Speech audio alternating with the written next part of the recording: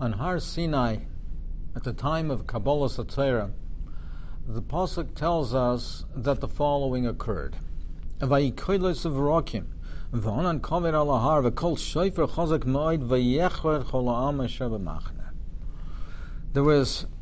sounds, thunder, there was shaking, there was the cloud cover, and there was a kol shofar, and the people, the nation trembled. At the time of Kabbalah Torah and Har Sinai, the nation trembled.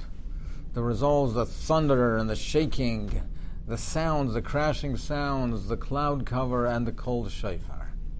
And Pashat Pshat, it would seem to be that the purpose, the function of the shofar is to instill fear in Am Yisrael that the Torah has to be given b'yira, b'gila b'ra'ada.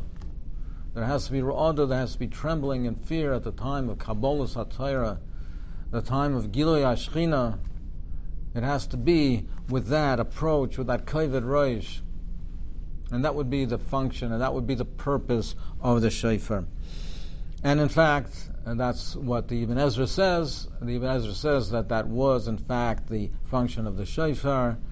And we see that this is so. The Pasuk in Amos says, "Ve'imi toka shofar ba'ir va'am lo charodu." If they blow the shofar in the city, will the nation not tremble? So we see this aspect of the shofar. One might ask, well, if there was koilos of brokim, if there's the thunder and the lightning and the sounds, the crashing, the cloud cover, why did they also need the shofar? Now, according to Rabbi Achia, the shofar was the more powerful one. It was even stronger than the koilos of brokim. That's what Rabbi Achia says, but Pashat Pshat is that the kol shofar is a part of it. But why is it not sufficient to have the koilos of brokim? So perhaps there's also another element, another dimension to the Tekiyah shofar that occurred in Matan Torah, and perhaps there's something that we can learn out from that. So the first lesson, of course, is that Kabbalah Torah, when Kabbalah Torah, it has to be with a kavod rosh, with fear, with yiras shamayim, taking upon herself the ol haTorah. But perhaps there is another lesson. We find in the Midbar, when Moshe Rabbeinu wanted to gather together Klal Yisrael, he wanted to gather them together. How did he do it? He did it with the shofar. So we see that the shofar is an instrument of gathering Klal Yisrael together, of bringing them together. We see, of course, by Rosh Hashanah, we blow the shofar. In Rosh Hashanah, we're mamlech l'kadosh baruch Hu. Tamlichu malchus, we're mamlech l'kadosh baruch Hu. That's malchus. With what? Bameh? B'shofar. We're mamlech l'kadosh baruch Hu with the shofar. Now that is proclaiming the malchus of the Rebbeinu Shloim. That's a shofar. You blow the shofar, blow the trumpet, so to speak. But maybe it's also an aspect of this bringing together of Klal Yisrael, because there is no melech below Yam. To be a melech, to be mamlech HaKadosh Baruch Hu, we have to be a nation. And to be a nation, we have to be brought together. So perhaps part of the function of the shofar is to bring Klal Yisrael together. It's to be ma'ached Klal Yisrael, to join them together. We blow the shofar by the korbanos. By the korbanos. Now, korbanos tzibur as a korban for the tzibur, for the congregation, for the nation, who have to join together and all be part of that korban.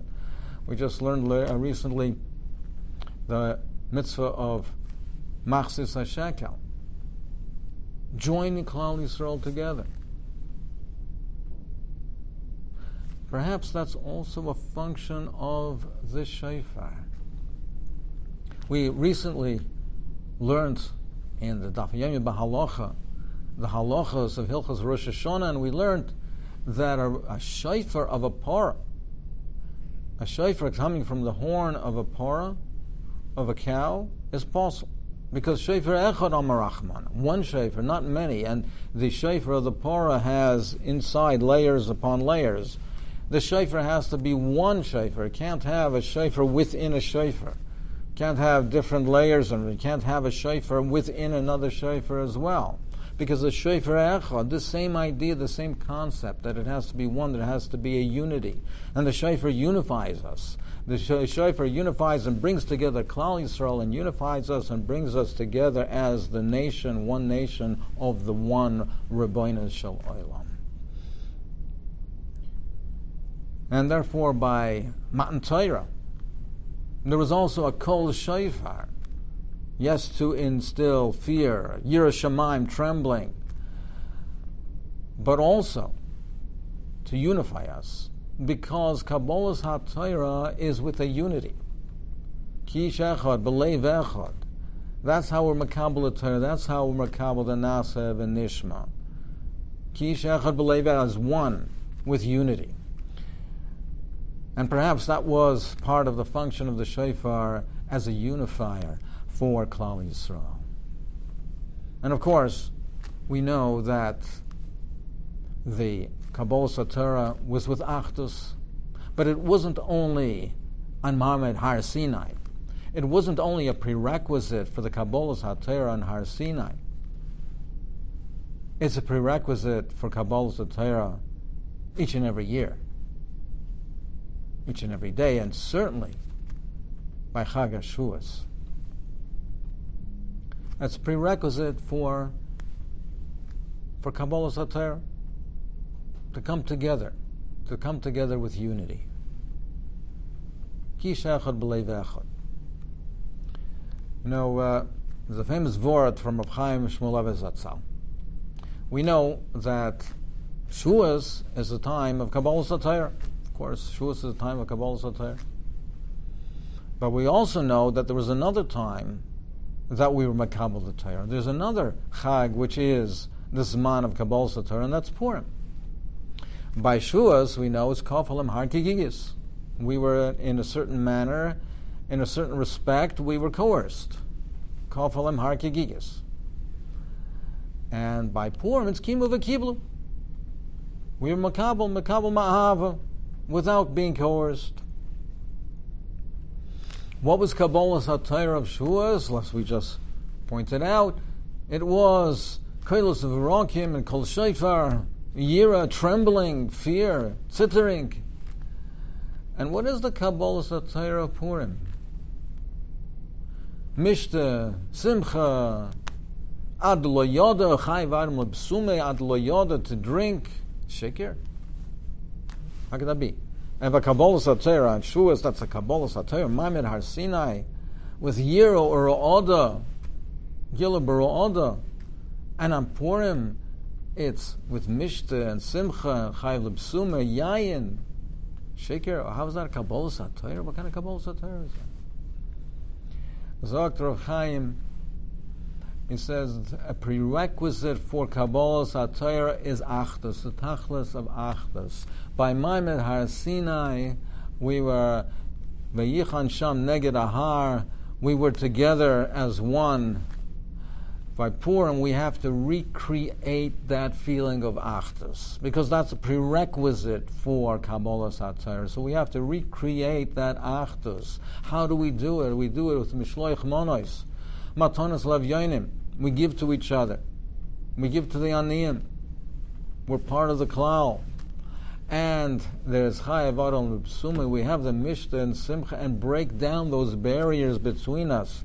With Mishta, with Yain, with Simcha, Chayav L'Bsume, we break down those barriers to recreate that feeling, that Tachlis HaAchdus, which is a prerequisite for Kabbalas HaTorah. And in the Chag of Shavuos, part of our Kabbalas HaTorah is to be makabel the Torah, Berada, with the Ol HaTorah. But Shavuos is also Chatzi Lachem, Chatzi Lashem, it's also Chatzi Lachem, and it's with the Suda, and it's with Ava, Vereus. And we have to ensure that the Simchas Yontov involves not only the learning of Torah, of course, not only the Kabbalah HaTorah, the Ola Torah, of course, but it also involves the element of the Simcha and the Simchas HaTorah and the Ava V'Reus. When I was a Bacher many, many years ago, and at one Kuf I learned in Eretz Yisrael under Rabbi Dovid Schwartzman Zatzal. And this was Eretz Yisrael long time ago, when life was very simple, and it was a Litvish yeshiva, and it was no frills, it was learning and learning and learning. Very different than some of the yeshivas nowadays. Very posh. The Gashmius was very, very posh. And even in terms of the Ruchnius, it was learning. Very little singing. Even by L'chad Doidi, it was said responsively. We didn't sing L'chad Doidi. It was said responsively. The Baal Tefillah said a keta, and then the tzibur. But when it came Shuas, there was singing and dancing with the Rosh Yeshiva, and singing and dancing Shuas afternoon, and we danced to the Kaisel. And there was dancing together with other Bochrim. There weren't the Kenai Nahor, the Tzibur that there is there, but the Yeshiv, the Bochrim, who danced together at the Kaisel with the Tachlis HaSimcha. We should be Zoiche to the Kabbalah HaTorah, the Shuas, to be Kabbalah Ola Torah, with Yira, Ava, and Yira, and Mitach Simcha, and Ava,